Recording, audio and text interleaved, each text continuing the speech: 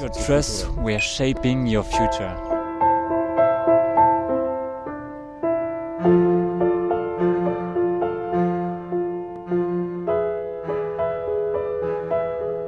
Louis Fortin, qu'est-ce que c'est que ce film, Le fantôme de Mirabel, dont vous êtes co-réalisateur avec Éric Gagnon-Poulain? Vous êtes venu du Québec pour en parler? Oui, en effet.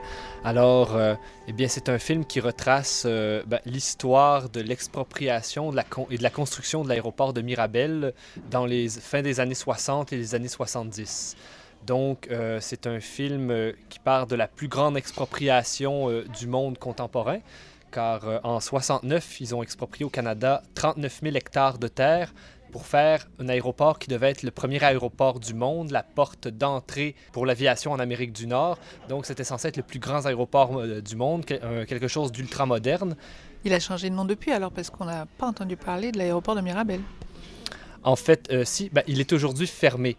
Donc, l'aéroport a ouvert en 75 et il était déjà en déclin en 80. Et donc, ils l'ont fermé au début des années 2000. Et donc, l'ancien aéroport, celui qui devait être fermé, que Mirabel devait remplacer, l'aéroport de Dorval, a été renommé Pierre Elliott Trudeau, qui est le premier ministre canadien qui avait lancé la construction de Mirabel. Et donc, c'est de là qu'est partie l'idée du film, puisque c'est lui qui avait déchiré le tissu social d'une région, mis à la rue quasiment 10 000 personnes. Donc, c'est de là qu'est venue l'idée de faire un film sur la lutte de ces gens-là qui ont été pris entre le gouvernement et le progrès, si on veut. Il y a eu beaucoup de résistance, Éric Gagnon-Poulain? Au début, il n'y avait pas beaucoup de résistance, justement, parce que les gens avaient de la misère à s'imaginer que représentaient 39 000 hectares. 39 000 hectares, pour les Nantais qui, ne savent pas vraiment, ça représente environ 6 fois et demi la ville de Nantes, en fait. Évidemment, les gens se sont réveillés tranquillement quand ils ont réalisé le nombre d'acres et quand ils ont réalisé aussi comment le gouvernement réglait les expropriations et achetait les terres. Donc, de 1969 à 1972, il n'y avait pas vraiment de résistance.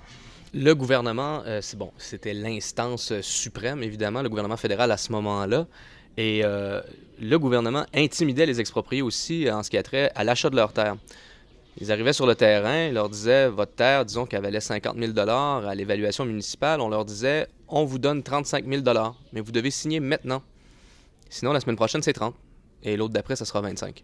Et ça, on l'a vérifié avec plusieurs intervenants, on a regardé les chiffres.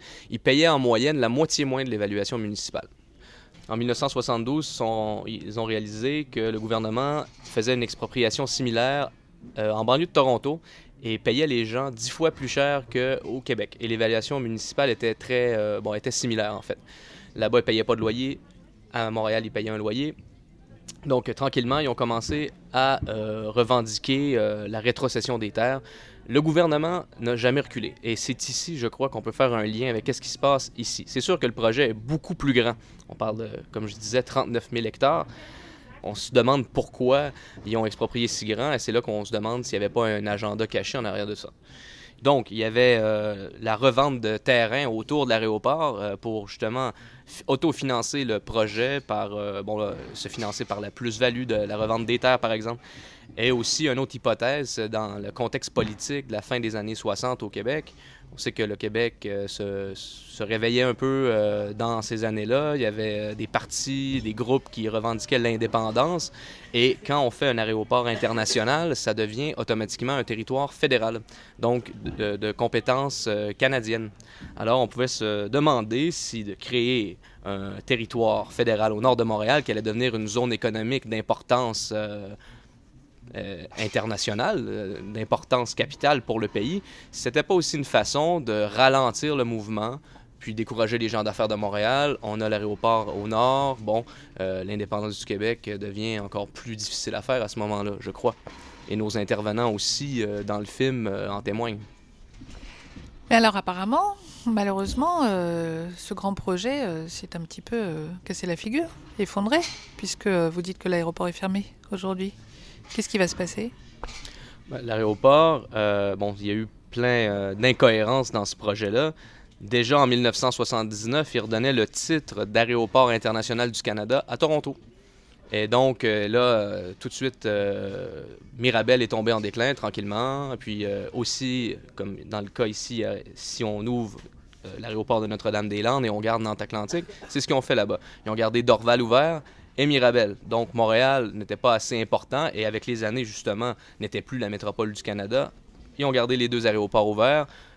Mirabel est tombé en déclin. Les vols étaient divisés entre les deux, c'est 40 km environ d'un aéroport à l'autre.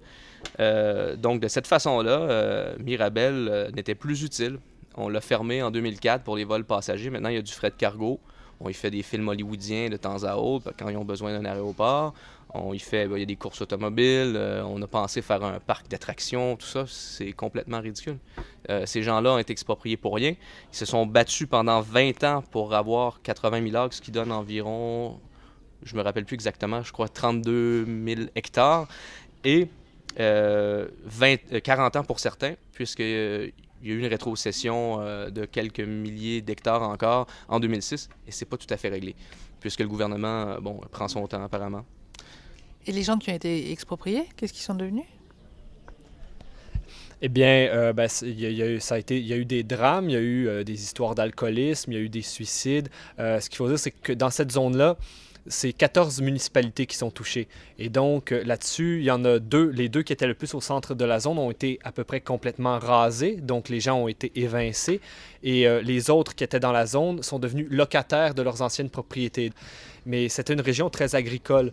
Alors donc, c'était des industriels agricoles, beaucoup des agriculteurs.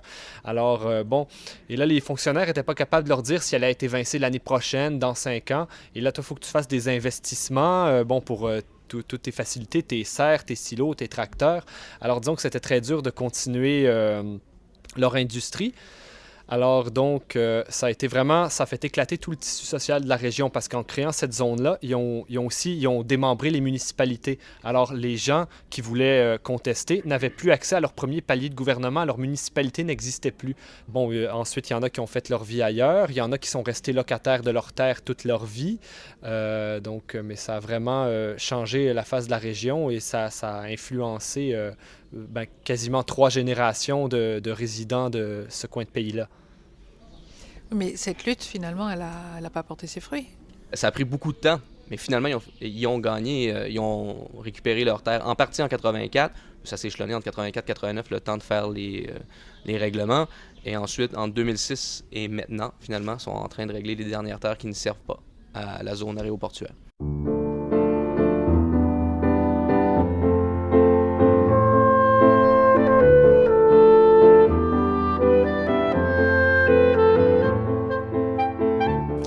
Voilà, Terre à Terre, c'est terminé pour ce matin. Vous pourrez réécouter et podcaster cette émission pendant 15 jours sur notre site franceculture.fr. Vous y retrouverez notre revue de web hebdomadaire. Notre numéro de téléphone, c'est le 01 56 40 36 72. Notre adresse, Terre à Terre, France Culture, 116 avenue du Président Kennedy, 75 220, Paris, CEDEX 16. Terre à Terre vous est proposé par Ruth Stegassi, préparation, documentation, Laurence Genepin, Anne Gouzon, mixage Cédric Chatelus, réalisation Jean-Christophe Francis. Bonne semaine à tous.